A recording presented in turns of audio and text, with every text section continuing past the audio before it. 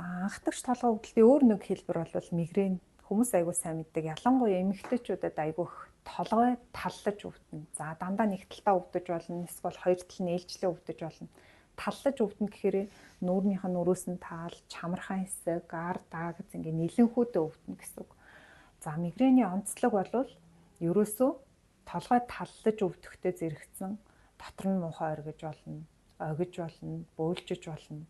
Гэрэлт маш мэдрэг болно. Ингээ өвлийн уйлралд их цастай үед ингээ бид нар хурц гэрэлттэй үед гарахаар нүд гэлбал явцдаг шүү дээ. Тэр мэдрэмж одоо мигрентэй хүмүүст бүдэг гэрэлттэй байсан ч гэл гарч ирж байдаг. Жохон анивчсан гэрэл тийм ээ. Тод гэрэлт болвол мигрен сэтэрч идэг учраас гэрэлт их мэдрэг дургу болдог тод гэрэлт. За үүнтэй адилхан бас дуу чимээнд мэдрэг болоод дуу чимээнд дургу болж эхэлдэг. Мигрений өвдөлт болвол харьцангуй удаан үргэлжилдэг боловч булчин чангарлын толгой өвдөлтийг бодох юм бол маш хүчтэй өвдөлттэй. Дунд зэргийн болон хүчтэй өвдөлт өгнө. Мигрений толгой өвдөлт таллаад өвдөд эхэлсэн тохиолдолд одоо дөнгөж эхэлж явах үед нь хүмүүс энэ мигрен маань хөдөлж байна гэд мэдээд өвчин амдаахын мууж амжихгүй байх юм бол өөрөө одоо эмгэг жамаараа тэр талсан толгой өвдөлт одоо арилж дуустлаа. Эсвэл өвчин амдаахын муугаад гэрэлгүй, чимээ аниргүй, харанхуй өрөөнд очиод ингээ унтаад амраад босч иртэл үргэлжилдэг. Зарим тохиолдолд 1-3 өдөр хүртэл үргэлжлэх тохиолдол бол байдаг бахны. За түүнээс гадна мигрений нэг онцлог бол бусад толгой өвдөлтөөс онцлог шинж бол зарим мигрен урьдл дохио шинж эхэлж өгөөд араас нь толгойн таллаж өвддөг бол зарим хэсэг нь ямар нэгэн дохио шинжгүйгээр толгой өвдөж байдаг. За тэгвэл дохио шинжтэй буюу ауратад мигрен гэж юу хэлдэг юм бэ гэхээр ихэвчлэн харааны өөрчлөлтөөр илэрж идэг. Нүдний ингээ харах талбай дээр жижигхэн ингээ бараан сүүдэр ингэж бүрэлзэж гарч ирж яснаа нөгөөх нь ингээ томорсоор байгаад нэлийн талбайг ингэж хамарч одоо хараа өөрчлөгддөг. Хүмүүс ингээ юм харагдхаа болоод харалцсан, саарл болцсон гэж хэлдэг. За энэ байдал магадгүй 30 орчим минут үргэлжлээд тэр нь арилахад хүчтэй толгой өвдөлт өгч эхэлж байдаг. За үүнээс гадна ингээд хагархайн шил ингээд ирмэг ингээд гялалцж байгаа юм шиг өөрөөр зэг заагч гэж хэлдэг. Ийм гялтхансан гэрэл бас харагдаж болно харааны авраа дээр. За зарим тохиолдолд ийм хар зэг толбнууд болвол гялалцаж харагдах ийм байдал эхэлж үүсэж байгаа. Араас нь толгой таллаад хүчтэй өвддөг. Энэ өвдөлтийг дохиод мигрен гэж хэлдэг байна. За зөвхөн харааны шинжээр илэрхгүй байж бас болдог. Нүд бүрэлзэж болно. Үүнээс гадна хэл яриа өөрчлөгдөд ингээ төр богино хугацаанд ээрч гацах маягтай үг хэлэх гэхээр ингээд орж ирэхгүй байх тохиолдол зарим хүмүүст илэрдэг. За зарим хүмүүсийн толгой эргэх буюу ингээд дайвалзах эвгүй мэдрэмж ингээд хөдлөөд байгаа юм шиг мэдрэмж үүсэж байгаа.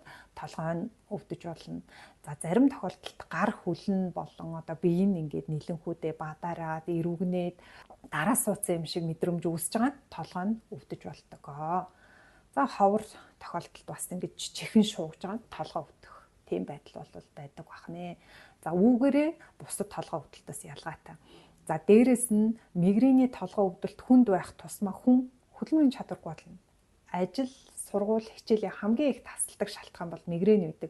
Тэрнээс булчин чангарлын толгой өвдөлтийн үед бол хүн ингээ хөдөлж яхад өвдөлтийн хүч нь нэмэгддэг бол мигрен хөдлөх тусам толгойнх нь нөгөө таллаж өвдөх өвдөлт нь нэмэгдээд идэг учраас хүн ямар ч хөдөлгөөнгүй, чимээгүй, харанхуй газар хэвтхийг хүсэж идэг байна.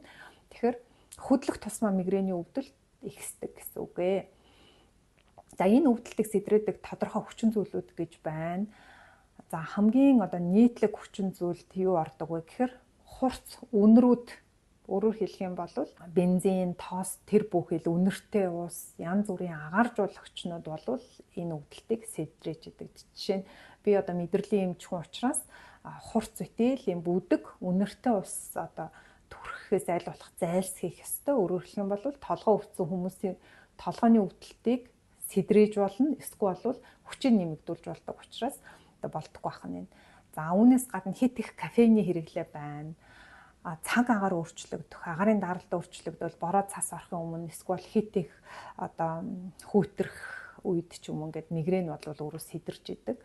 За үүнээс гадна эмэгтэйчүүдэд жирэмснээс хамгаалах тоотой эм хэрэглэх болон арьсан дор суулгадаг даавартай суулгац тавиулах 3 сар тутам тариулаад байдаг тариад тариулахад бол мигрэний өвдөлт бол сэтэрдэг бахнэ. За ерөнхийдөө бүх төрлийн толгой өвдөлтүүд стрессээс болж одоо сэтэрж идэг. За мөн нойр гудал байна. Ажлын ачаал ихтэй ядрах, унтаж амрах цаг зав байхгүй байх нөрөө энийг сэтрэн. Үүнээс гадна арх спиртийн төрлийн зүйлүүд бол мигрэнийг бүр ингээд сонгомлоор сэтрээдэг зүйлийн тонд ордог. За өөр хоол хүнснээс удаан хугацаанд нөөшилсөн дарсан бүтээгдэхүүнүүд бол хүнснүүд бол мигрэний толгой өвдөлтийг сэтрэж идэг бахны. Тэгэхээр дээр хүчин зүйлүүдээс өөрт чинь аль нь вэ? Миний ингээд мигрэний өвдөлт ямар хугацаагаар одоо өвдөж ийн вэ гэдгийг ажиглах хэрэгтэй.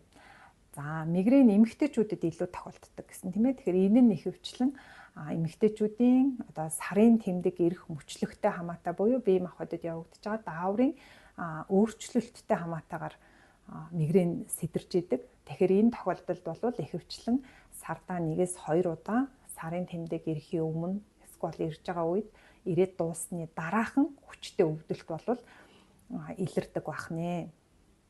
Эмгэг жаамны хувьд харьцангуй одоо бүрэн тодорхой биш. Ерөнхийдөө тархины судас энэ саяын сэдрэгч хүчин зүйлүүдээс болоод нэг хэсэг нь их хэмжээгээр агшаад нөгөө хэсэг нь их хэмжээгээр ингээд хилээд зохимжгүй одоо ийм одоо тэнцвэргүй байдал үүсдэхтэй холбон ихэвчлэн тайлбарладаг.